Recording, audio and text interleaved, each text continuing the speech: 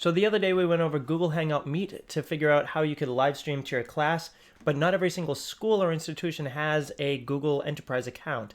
So now we're going to go over another application called Zoom, which is a great alternative, has a lot of really cool features, and is freely accessible to everyone. They've just opened up their free tier version to allow for more than 45 minutes and up to 100 participants. It's a great time if you need to virtually manage your class to learn about the software and then potentially get into the hands of your faculty, staff, and students. Let's get into it. So within here we have a couple different settings that we can use.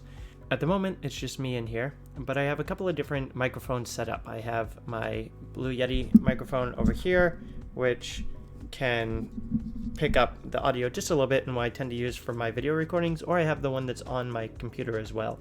In order to select those, first I'm going to go down here where there's a picture of a microphone. So as you can see, I can click on here and I have all my microphone and speaker settings. So I have my Blue Yeti microphone is what's selected, as well as where my output is for. Now I'm wearing headphones so that I can hear my students a little bit better, but also so that there isn't any reverb that comes back if I have two people in the same meeting in the same room or anything like that. It's just easier to manage without having any audio issues. So I would definitely recommend headphones. My video is coming out of my webcam that I have attached via USB. I can choose if I have that, or I can use my integrated camera. If you just have a camera hooked up to your laptop, that's fine. You can actually see the difference is pretty astounding actually. So if I go to my integrated camera, see it's much grainier, it's not as great quality. So I would definitely recommend a external camera if you can afford one. So within here as well, I have access to all the info for my meeting. So I can see that it is my Zoom meeting. I can see my meeting ID, me as the host, password, and I can copy the invitation link to send anyone I want. If I want to change the name of my meeting, that is now the name of my meeting. So if my students are connecting in, they'll kind of know that they're in the right place. I can record if I want this meeting, and then it'll be converted to an MP4 so I can download it afterwards. So this is actually kind of amazing if you want to be able to use it to either critique your personal style or to also see what the other kids are doing within the class so that you can look back on what was going on. You can also even have the kids do presentations and then you can review them a little bit later. And that's kind of a cool idea. There's a chat built into it.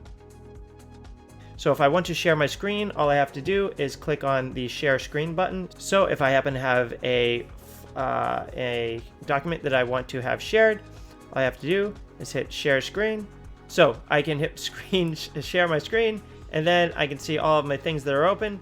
And if I want to, I can just hit my unentitled notepad here, share the screen, and now this is being shared. So as soon as I do that, I have all sorts of cool little tools here. First, I can see what my meeting ID is, and I can stop sharing by clicking this red button right here. This green little envelope here around this window means this is what everyone can see, and I can still see all of the participants that are within this call over to the side. Right now, it's just me and Katerina. So anything that I update on this, she can see on the other side, and it works out pretty well. So if I want to stop sharing, I will just hit that guy. And let's try one more feature on this. Let's say I want to make a whiteboard. I now have this beautiful whiteboard. I happen to have a touch screen, so there we go. We have everything. We have steps. If you really like what the person's doing, you can show your love for that person. Drawing, texting, and in this case, maybe that has a few too many, so erasing, and anything you kind of want to do inside here. Different colors to be able to highlight with. I can easily clear all of my drawings, which is good because I have no idea what I was doing. Let's say I was doing a lesson on physics. I could go over, select a nice platform there, select a nice platform there, and I can say that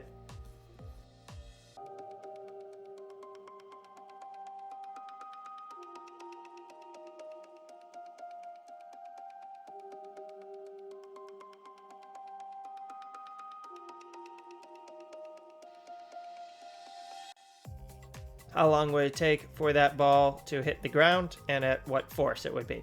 So I can show and draw and demonstrate all of the things I would want using this nice little whiteboard, which is pretty convenient, I think.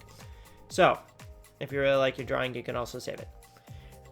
So from there, I can pause the sharing or I can stop my sharing. I'm going to stop it and go back.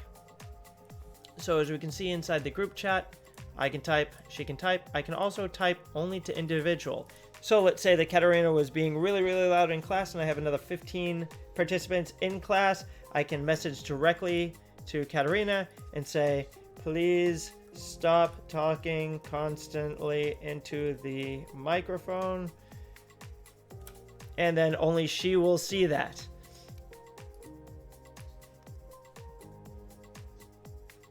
And you can see also that it will say directly privately, and it'll say that it's from her also to me. So I can tell if I've shared something to everyone or I've shared it privately to someone. Going back, I can manage participants. So if I click on the manage participant, I can mute her so she can no longer say anything to me. This is actually pretty convenient. I should have this more often.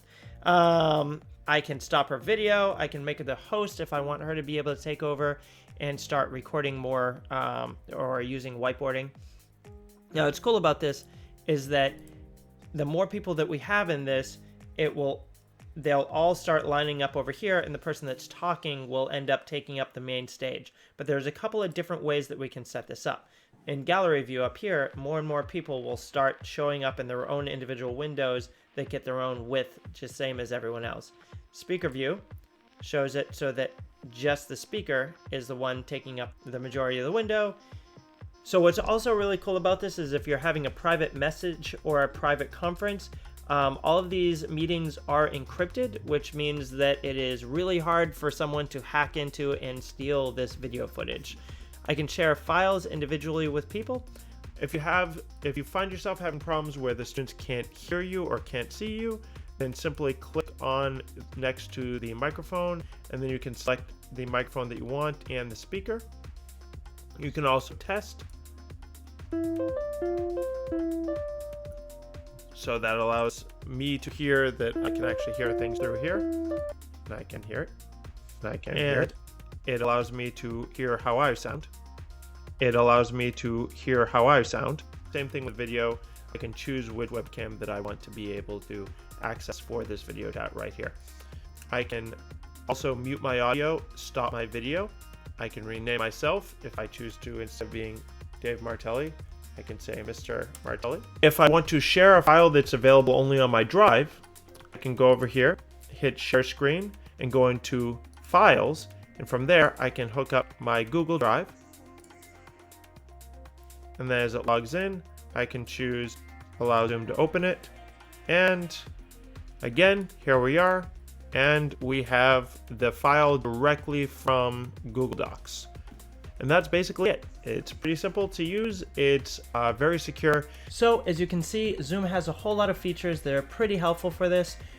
In a future video, we're going to go over OBS, Open Broadcasting System, which allows you to screen record and then upload it to a service like YouTube or Vimeo so that the students will have access to the videos at their own pace, as well as you don't have to have the bandwidth to be able to run a live classroom in order to publish a video like that. It can work on any smartphone.